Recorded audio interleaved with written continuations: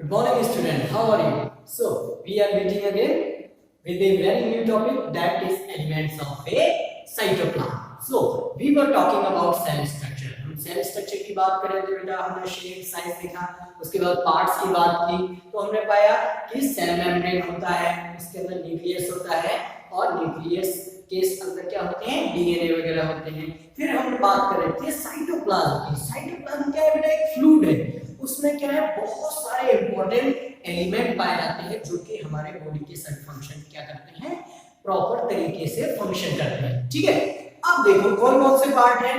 तो पहला है ईआर, एंडोप्लाज्मिक रेटिकुलम, दूसरा है गोल्गी एपरेटस, तीसरा है लाइसोसोम, फोर्थ है माइटोकॉन्ड्रिया, फिफ्थ है प्लास्टिड्स और सिक्स्थ है वैक्यूल्स। ठीक है, ये सब पार्ट के बारे में हम डिटेल में बात करने जा रहे हैं। तो सबसे पहले आइए बात करते हैं ईआर की। इसकी बात करें ईआर की, तो देखो बेटा, ईआर का फुल फॉर्म क्या होता है? एंडोप्लाज्मिक रेटिकुलम, एंडोप्लाज्मिक रेटिकुलम, ये इसका पूरा नाम है। अब बेटा ये दो टाइप का होता है। कितने टाइप का? दो। एक होता है RER और एक होता है SER। अब बेटा R यहाँ पे क्या है? R है आपका रफ एंडोप्लाज्मिक रेटिकुलम। ये क्या है आपका बेटा? ये स्मूथ क्या है? स्मूथ है। अब देखो ये जो आपका रफ है, ये जब माइक्रोस्कोप से देखते हैं ना, तो इसकी जो सरफेस है उसमें रफ तरीके के पार्टिकल मिलते हैं, रफ पार्टिकल। तो ये वाकई में ये पार्टिकल होते क्या है? ये पार्टिकल बेटा आपके हैं राइबोसोम। क्या है? इस तरह से ये होते हैं बेटा राइबोसोम। राइबोसोम क्या है? राइबोसोम बेटा वही जगह है सेल में जहां पे आपकी बॉडी में प्रोटीन बनता है। ये याद रखना है, बहुत वेरी इंपॉर्टेंट। क्या बनता है? प्रोटीन बनता है। वो कहां बनता है? कोई पूछेगा प्रोटीन आपकी बॉडी में, राइबोसोम में। और राइबोसोम कहां मिलते हैं? RER में, एंडोप्लाज्मिक रेटिकुलम में। ठीक है, SER क्या करते हैं? SER मदद करते हैं नेटवर्क बनाने में, जिससे कि ये जो बना हुआ प्रोटीन है बेटा, ये आपकी बॉडी तक कहीं भी पहुंच जाए। ठीक है, तो ये एंडोप्लाज्मिक रेटिकुलम हो गया। ठीक, अब दूसरा जो आपका साइटोप्लाज्म का पार्ट है वो है आपका गोल्गी एपरेटस। क्या है बेटा? Golgi apparatus, Golgi apparatus. इसको बेटा एक तरह से आप फैक्ट्री मान सकते हो। सेल की क्या है ये? फैक्ट्री। और फैक्ट्री में क्या होता है आपको पता है? फैक्ट्री में माल की पैकेजिंग होती है और डिस्ट्रीब्यूशन होता है। पैकेजिंग एंड डिस्ट्रीब्यूशन कहां से होता है बेटा? ये होता है आपके गोल्गी एपरेटस से। देखो सेल में मान लो कोई मटेरियल है, ठीक है, जैसे प्रोटीन सिंथेसाइज्ड हो रहे हैं या और भी कोई मटेरियल है, तो बेटा उनकी पैकेजिंग करना, उसको डिस्ट्रीब्यूट करना, ये सब किसके थ्रू होता है? ये होता है आपके गोल्गी एपरेटस के थ्रू। किसके थ्रू होता है? गोल्गी एपरेटस के थ्रू। तो ये याद रखना है आपको। ठीक है, थर्ड तो फूड फैक्ट्री भी बोलते हैं बेटा, इसको याद रखना है। इस तरह के टर्म बहुत इंपॉर्टेंट है। इसके बाद थर्ड आपका लाइसोसोम, लाइसोसोम्स, इनको बेटा बोलते हैं, इसका देखो पॉपुलर नेम बहुत ज्यादा क्या है, इंपॉर्टेंट है। इसका पॉपुलर नेम है सुसाइड बैग। क्या? Suicide bags. तो भाई सुसाइड बैग क्यों रखा? क्योंकि सुसाइड करता होगा, सीधी सी बात है, हाँ कि ना? तो बेटा लाइसोसोम क्या है? लाइसोसोम वो जगह है जो कि एक तरह से ये बेटा क्लीनर, डॉक्टर बोले जा सकते हैं। ये डॉक्टर और क्लीनर ऑफ सेल। इनका बेसिकली काम क्या होता है बेटा? देखो सेल में कोई भी अनवांटेड चीज है, बेकार चीज है, सेल में नहीं चाहिए, या फिर कोई और भी अनवांटेड थिंग है, तो उसको डाइजेस्ट करने का काम, उसको रिमूव करने का काम कौन करेंगे? लाइसोसोम करेंगे बेटा। हम करेंगे लाइसोसोम। और ये क्यों कर पाते हैं? क्योंकि इनके अंदर डाइजेस्टिव एंजाइम होते हैं। इसके अंदर क्या होता है? डाइजेस्टिव एंजाइम पाए जाते हैं जो कि अनवांटेड एलिमेंट्स को खाकर, पचाकर खत्म कर देते हैं। ठीक है, तो इस तरह से लाइसोसोम क्योंकि बेटा कई बार अगर सेल में मान लो कुछ गड़बड़ आ गई तो ये क्या करते हैं, उस सेल को खुद खाकर खत्म कर देते हैं। क्या करते हैं, क्योंकि उनके अंदर बहुत पावरफुल डाइजेस्टिव एंजाइम है, उनको कुछ खाने को नहीं मिलेगा, वो सेल को ही खाके खत्म कर देते हैं। कई बार जब सेल में क्या आ जाती है, गड़बड़ी आ जाती है। ठीक है, ओके। अब देखते हैं नेक्स्ट हमारा है माइटोकॉन्ड्रिया। फोर्थ एलिमेंट है माइटोकॉन्ड्रिया। ये क्या करता है, इनको बोलते हैं power house of cell. Power house of cell. जैसे आपके घरों में बिजली आती है डीपी से, वैसे ही बेटा जितनी भी एनर्जी चाहिए ये सब फंक्शन करने के लिए, है ना, वो सेल में कहां से आती है, बिकॉज ऑफ माइटोकॉन्ड्रिया। माइटोकॉन्ड्रिया के एनर्जी रिलीज करता है, एनर्जी प्रोवाइड करता है in the form of ATP. ATP के पैकेट्स होते हैं एनर्जी के, वो होते हैं एटीपी। एटीपी का फुल फॉर्म आप याद रख सकते हैं, एडिनोसाइन ट्राई फॉस्फेट। ये है बेटा, ठीक, एडिनोसाइन ट्राई फॉस्फेट। ए से एडिनोसाइन, टी से ट्राई, टी से फॉस्फेट। क्लियर है, तो ये क्या करते हैं, एनर्जी देने का काम करते हैं, गिव्स एनर्जी। ये क्या करते हैं, एनर्जी देते हैं बेटा। क्लियर है, ये याद रखना है।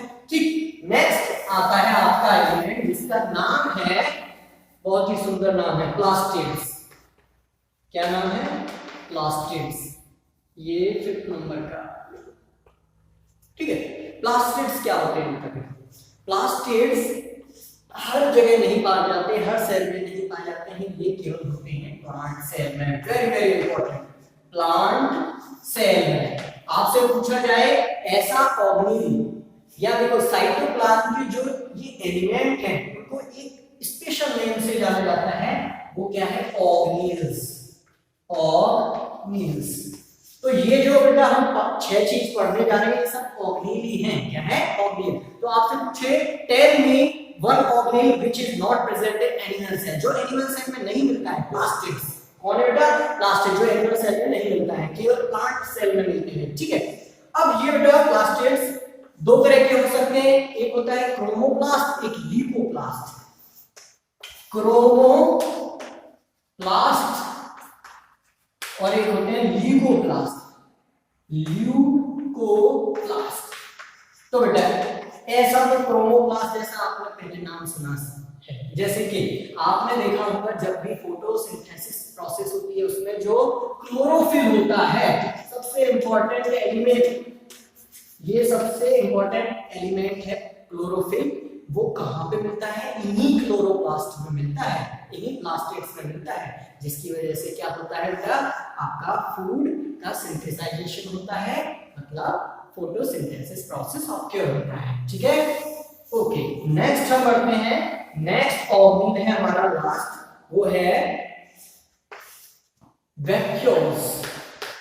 क्या है बेटा, वैक्यूल्स। ये क्या है बेटा, ये एक तरह से स्टोरेज हाउस बोल सकते हो आप। क्या है, स्टोरेज हाउस। क्या है बेटा, स्टोरेज हाउस। ये स्टोर करके रखते हैं जितने भी इंपॉर्टेंट एलिमेंट है, जैसे प्रोटीन हो गया या और कोई इंपॉर्टेंट एलिमेंट हो गया, तो ये क्या करते हैं, उसको स्टोरेज करके रखते हैं। क्या करते हैं, स्टोरेज करके रखते हैं, ताकि समय आने पे या नीड पड़ने पे आप उससे ये सारी चीजें एलिमेंट ले सके, वो सेल। क्लियर है। अब बेटा स्टोरेज होता है, अब जो एनिमल है उनमें वैक्यूल का साइज बहुत छोटा होता है। क्या होता है, छोटा। लेकिन बेटा जो प्लांट सेल है, आप बताओ, एनिमल तो बाहर से फूड ले सकता है, प्लांट कहां से फूड लेगा, वो तो भाई अपने अंदर से ही लेगा कि नहीं, तो उसके लिए बड़ा स्टोरेज हाउस चाहिए। इसीलिए बेटा प्लांट का जो वैक्यूल होता है वो बहुत बड़ा होता है, कई बार तो ये 90% जगह घेर सकता है किसी सेल की, तो इतना बड़ा भी होता है प्लांट में। क्लियर है, तो ये हो गए हमारे 66 एलिमेंट और ऑर्गेनिल्स। ठीक है, अब बेटा बात करने जा रहे हैं सेल डिवीजन की। किसकी बात करेंगे, सेल डिवीजन। ये क्या होता है सर, सेल डिवीजन ये होता है बेटा, देखो हर कोई एक सेल से ही पैदा होता है, ठीक है, सिंगल सेल से। हम भी स्पर्म एक सिंगल सेल है उससे पैदा हुए, और फिर धीरे धीरे ये जो सेल होती है, एक सेल क्या करती है बेटा, इस तरह से डिवाइड होकर ये दो सेल में कन्वर्ट होती है, फिर ये और दो सेल में ये इस तरह से क्या है, सेल बढ़ती जाती है, ठीक है। इस प्रोसेस को बोलते हैं सेल डिवीजन, ठीक। एक सेल से बहुत सारी सेलों का प्रोडक्शन कहलाता है सेल डिवीजन। ये दो तरह से हो सकता है बेटा, दो टाइप होते हैं, एक माइटोसिस, एक मियोसिस।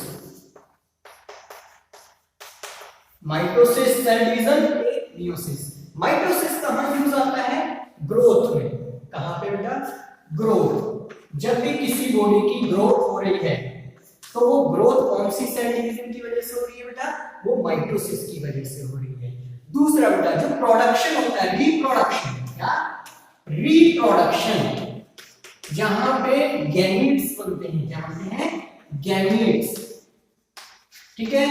तो ये जो गैमीट्स बनना है, ये जो प्रोसेस होती है, ये होती है मियोसिस की मदद से।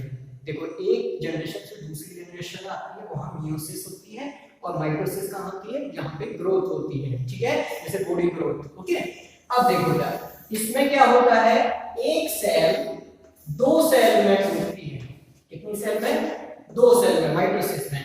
इसमें बेटा मियोसिस में आपकी एक सेल चार सेल में टूटती है, किसने में, चार सेल में, ठीक है। तो ये आपका डिफरेंस होता है माइटोसिस और मियोसिस में, क्लियर है। तो यहाँ पे हमारा ये बेटा चैप्टर खत्म हो गया है। इसमें आपको याद रखना है कि सेल क्या है, उसका स्ट्रक्चर क्या है, क्या शेप और साइज सेम होते हैं या डिफरेंट होते हैं, साइटोप्लाज्म क्या होता है, डीएनए का फुल फॉर्म क्या है, और ये आपके ऑर्गेनेल्स, इनका काम क्या है, इनके पॉपुलर नेम क्या है, ये बहुत इंपॉर्टेंट है। तो हमारा चैप्टर खत्म हो गया है। अब हम नेक्स्ट चैप्टर में इसके एक्सरसाइज क्वेश्चंस की बात करेंगे, ठीक है। So till then have a nice day, thank you very much.